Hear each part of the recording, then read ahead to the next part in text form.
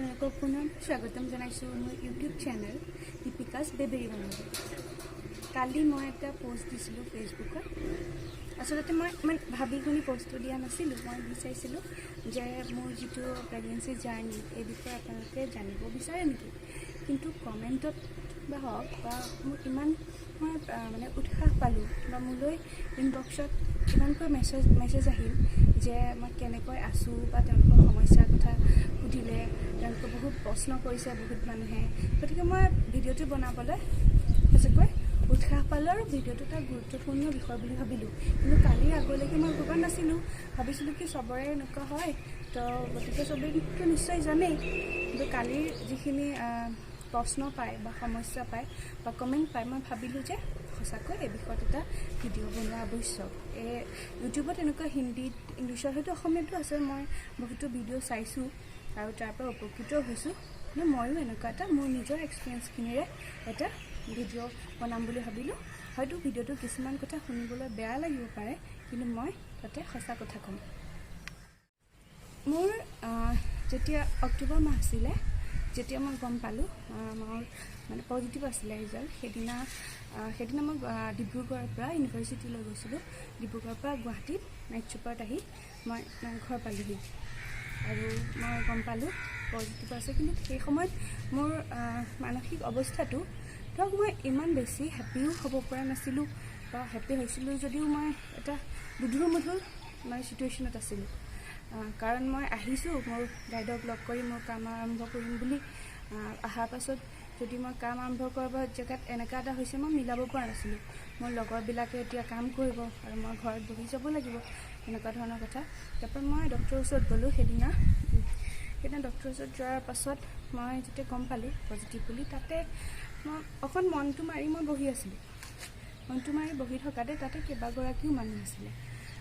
এগৰাকীয়ে মোক সুধিলে, মই য'ত দেখাই আছোঁ তাতে এটা IVF মতলব চেণ্টাৰ আছে, মই য'ত দেখাই আছোঁ, তাতে সুধিলে যে তুমি IVF কৰিছা নেকি? মই ক'লোঁ নহয়। তেওঁ ক'লে তেনেহ'লেতো খুব ভাল কথা, তো তোমাক ইমান ফূৰ্তিৰ নিচিনা কিয় লগা নাই? মই ক'লোঁ এনেকৈ মোৰ এতিয়া ডিজাৰ্টেশ্যন বনাব আছিলে, কিন্তু এতিয়া এনেকুৱা হ'ল, মই ফূৰ্তিও পাইছোঁ কিন্তু বস্তুটো মই এনজয় কৰিব জনা নাই। তেওঁ ক'লে, তেওঁ একচুৱেলি মোক গালি পৰা নিচিনা পাৰিলে অলপ। তেওঁ ক'লে, আমাক চোৱাচোন, নিজে বস্তু এটা পাইছোঁ যে সেইটো কাৰণে তুমি ইয়াক মানে ভেলুটো দিব জনা নাই।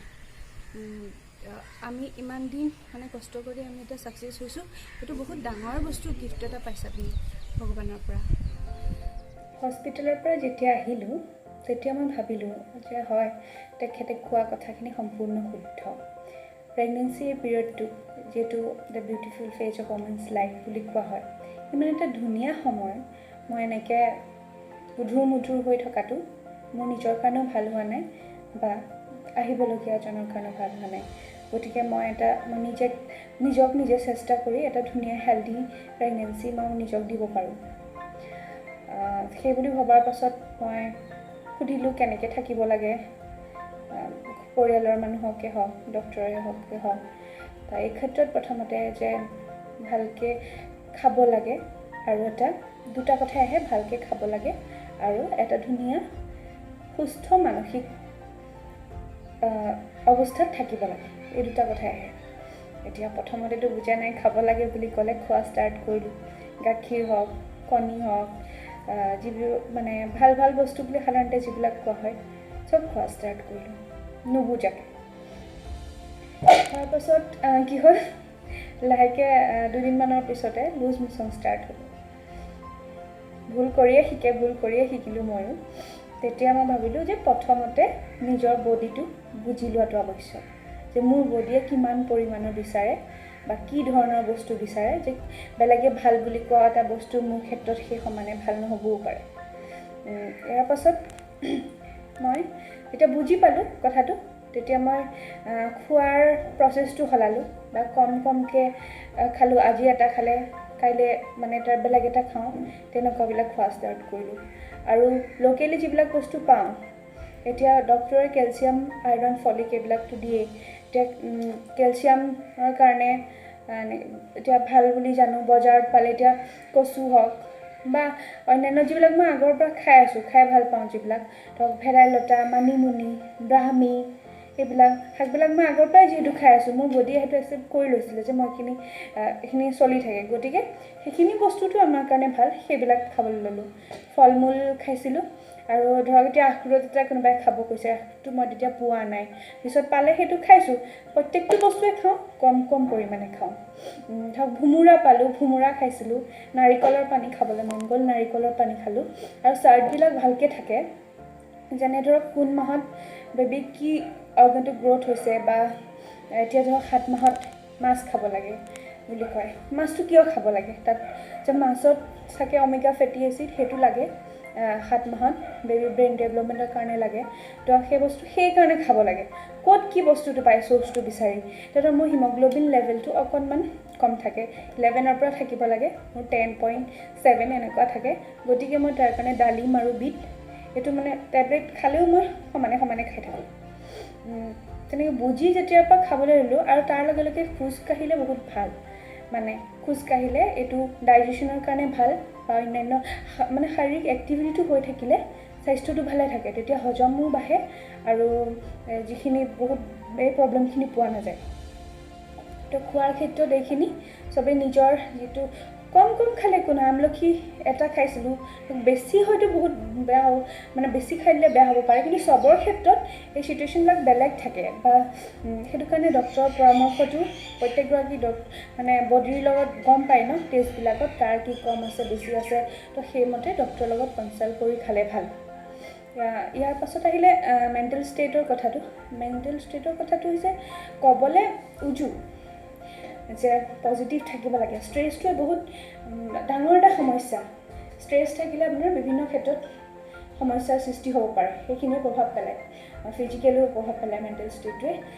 গতিকে ষ্ট্ৰেছৰ পৰা আঁতৰি থাকিব লাগে, কিন্তু কৰিবলৈ অকণমান টান হয়। ক'বলৈ যেনেদৰে উজু, কৰিবলৈ টান। প্ৰথম অৱস্থাত কৈছোঁৱে, লগৰবিলাকে যিহেতু ডিজাৰ্টেশ্যনৰ কাম ষ্টাৰ্ট কৰিছিলে, তো মোৰ অকণ সেইটোৰ পৰা মনটো অলপ বেয়া লাগি আছিলে, কিয়নো ময়ো কৰি আছিলোঁ, তাত মই অকণমান ৰৈ যাবলগীয়া হ'ল। মোৰ ধৰক আধা এনেকুৱা হৈছিলে, তাৰ পাছত কৰিম বুলি ভাবোঁতে মই ৰৈ যাবলগীয়া হ'ল। তাৰ পৰা ওলাই আহোঁতে মোৰ 2 দিনমান সময় লাগিলে। পিছত মই এক্সটেনশ্যনৰ কাৰণে এপ্লাই কৰিলোঁ, আৰু এইটো হ'লগৈ। তাৰপিছত মই নিজৰ ভাল লগা ধৰণে কামবোৰ কৰিবলৈ চেষ্টা কৰিলোঁ। ৰাতিপুৱা ক্লাছিকেল মিউজিক শুনিব লাগে বুলি কয়, যেনে মই বৰগীত শুনি ভাল পাওঁ, বৰগীত শুনো।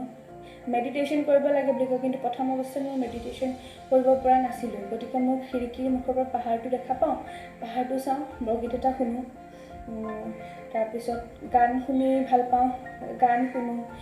চিনেমা চাব মন গ'লে চিনেমা চাওঁ, কেতিয়াবা কিতাপ এখন পঢ়িব মন গ'লে কিতাপ এখন পঢ়োঁ, বা যি মন যায়। মুঠতে আমি ফূৰ্তিত থাকিব লাগে, আৰু ভাল হৰম'নবিলাক চিক্ৰেশ্যন হ'ব লাগে। তেতিয়া আচল কথাটো সেইটোৱে, তেতিয়া মানে ফূৰ্তিত থাকিলে হয়। গতিকে যে ৰাগ শুনিব লাগে বুলি ক'লে মই সেই ৰাগটোৱে শুনিব লাগিব। এই ক্ষেত্ৰত মই বেলেগ বেলেগ ৰাগ থাকে প্ৰত্যেক মান্থত শুনিব পৰাকৈ ক্লাছিকেল, কিন্তু সেই ৰাগটো শুনিব নোৱাৰিলে মই ৰাগ বেছ কিবা বলিউড ছং এটা শুনো। সকলোকে মনটো মানে তেতিয়া যিবিলাক আমাৰ মুড ছুইং যিবিলাক হয়, মুড ছুইঙৰ সমস্যা এটা থাকে, সেই সমস্যাটোত মই ইমান বেছিকৈ এতিয়ালৈকে ভোগা নাই। গতিকে এই ক্ষেত্ৰত কৈছোঁ, মনটো ভাল লগা ধৰণে আছোঁ কাৰণে চাগে ভোগা নাই। আৰু কোনোবাই ছবি আঁকি ভাল পায়, কোনোবাই পঢ়ি ভাল পায়, কোনোবাই বেলেগ কিবা কাম কৰি ভাল পায়, আৰু নিজৰ ঘৰুৱা কামবিলাক বেছি তললৈ চাপৰিব নালাগে, কিন্তু যিকেইটা পাৰি আৰু কৰি থাকিলে নিজৰ দেহাটোৰ কাৰণে ভাল। এতিয়া দিনত যেনেকৈ মই ৰাতিপুৱা যেনেকৈ বৰগীত শুনি ভাল পাওঁ, গধূলি টাইমত অকণমান এনাৰ্জেটিক মানে গান শুনি ভাল পাওঁ। জুম্বা আগতে ভাল পাইছিলোঁ, অকণমান এক্সাৰচাইজ কৰিছিলোঁ, তেনেকুৱা। এতিয়াতো এক্সাৰচাইজ ইমান মানে ভাল গাইড নহ'লে কৰিব নালাগে, গতিকে জুম্বা ডান্সটো মানে গানটো চলি আছে, আৰু চাকিৰাৰ কিবা গান চলি আছে, তাৰ লগে লগে হ'ল ফ্ৰী হেণ্ডো হৈ গ'ল, হাত দুখন কৰিলোঁ, অকণমান খোজকাঢ়িলত তেতিয়া আমাৰ খোৱাখিনিও হজম হ'ল, অকণমান ফিজিকেল এক্টিভিটিও হ'ল, মনটোও ভাল লাগিলে। এইবিলাক কৰিলে মনটো যথেষ্ট ভালে থাকিলে মানে সেই বাকী মুড ছুইং এই প্ৰব্লেমবিলাকে ইমান চাগে মোক কৰিব এতিয়ালৈকে পৰা নাই। গতিকে মই মোৰ ফালৰ পৰা এইটো এক্সপিৰিয়েঞ্চ জনাইছোঁ। তাৰপিছত কৰোণাৰ কাৰণে ডক্টৰে সুধিছিলে যে এইকেইদিন কৰোণাৰ কাৰণে বহুত পেচেণ্ট মানে এনেই মনটো বেয়া লাগি পেলাই সিহঁতৰ গা চা বেয়া হৈ গৈছে। তেনেকুৱা হৈছে নেকি? তো তেনেকুৱা হোৱা নাই মই এতিয়ালৈকে, কাৰণ নিজকে কিবা কিবি কামত বিজি ৰাখিছোঁ। ইউটিউব চেনেলটো সেইটো কাৰণে খুলিছিলোঁ। প্ৰথমে ভাবিছিলোঁ ইমান ৱেইট গেইন কৰিছোঁ, এতিয়ালৈকে 8 কেজি ৱেইট গেইন কৰিছোঁ, মই শকত হৈছোঁ। আজি কিমান মাহ হ'ল থ্ৰেডিং কৰা নহয়, এনেকৈ আহিম নেকি মানুহৰ আগত, কি ভাবিব? কিন্তু পিছত যেতিয়া বুজি পালোঁ এই সময় এই বিউটিটোক এই চোৱা সময় কেনেকৈ উপভোগ কৰিব লাগে, তেতিয়াৰ পৰা এনেকুৱা ভাববিলাক মনত নহা হ'ল। কৰোণাৰ কথা কৈছোঁ, সদায় আমিতো ৰিয়েলিটিৰ পৰা পলাব নোৱাৰোঁ, যি ছিটুৱেশ্যন হৈছে তাত থাকিবই লাগিব। গতিকে ৰিয়েলিটিৰ পৰা নপলাই ইয়াৰ লগত সহ অৱস্থান কৰিব পৰা যায়। এতিয়া কৰোণাৰ কাৰণে যি সাৱধানতা ল'ব লাগে সেইখিনি ল'ব লাগে, বা মনটোক বেয়া লাগিব দিব নালাগে, সেইখিনি কৰি থাকিলেও আমি তেনেকৈও সেই প্ৰব্লেমটোক পজিটিভলি আমি হেণ্ডেল কৰিব পাৰোঁ নিজৰ ক্ষেত্ৰত। নহ'লে বেছিকৈ ভাবি লাভ নাই ন, কৰিব লগাখিনি কৰি ভালকৈ থাকিব লাগে। আৰু মেইনকৈ খোৱা আৰু ভালকৈ থকা, ষ্ট্ৰেছ নোলোৱাকৈ থকা, এই দুটাই কথা। আৰু হস্পিটেল বেগটো ভিডিঅ'টো দেখাম, পেকিংকেইটা কৰি থৈছোঁ। পটককৈ মানে এইবিলাক কৰোণাৰ কাৰণে দোকান চোকান বন্ধ কৰা আৰম্ভ কৰি বস্তুটো পটককৈ ল'বলৈও ভয়, সেইটো কাৰণে আগতীয়াকৈ থৈ তাক ভালকৈ চেনিটাইজ কৰি সোমাই থোৱাই ভাল কথা। সেইটো কাৰণে অলপ দিন আগতীয়াকৈ পেক কৰা হ'ল, সেইটো দেখাই আছোঁ। গতিকে আপোনালোকেও আশীৰ্বাদ কৰিব, শুভকামনা দিব, যাতে আৰু যি এমাহ আছে সেই এমাহটো যাতে ভালকৈ পাৰ হয় আৰু ভালে হৈ যায়। আৰু কিবা যদি থাকে হয়তো সকলোৰে কিছুমান সমস্যা কৈছে, মই সেইখিনি সমস্যা যিহেতু মানে সেইখিনি নাই পোৱা, গতিকে আপোনালোকে আৰু জনা মানুহ বা ডক্টৰৰ লগত কনচাল্ট কৰিব। কিন্তু যিখিনি পাৰোঁ সেইখিনি ক'বলৈ চেষ্টা কৰিছোঁ, আৰু আপোনালোকে যদি আকৌ মোক সোধে সেই প্ৰশ্ন অনুসাৰে মই ক'ব পাৰিম। এইখিনি মোৰ এতিয়ালৈকে পোৱা যিখিনি পাৰ্চনেল এক্সপিৰিয়েঞ্চ সেইখিনিৰ পৰা কৈছোঁ। গতিকে ভিডিঅ'টো যদি চাই ভাল পাইছে তেন্তে লাইক আৰু শ্বেয়াৰ কৰিব, আৰু মোৰ চেনেলটো ছাবস্ক্ৰাইব কৰি মোক উৎসাহিত কৰিব। ধন্যবাদ।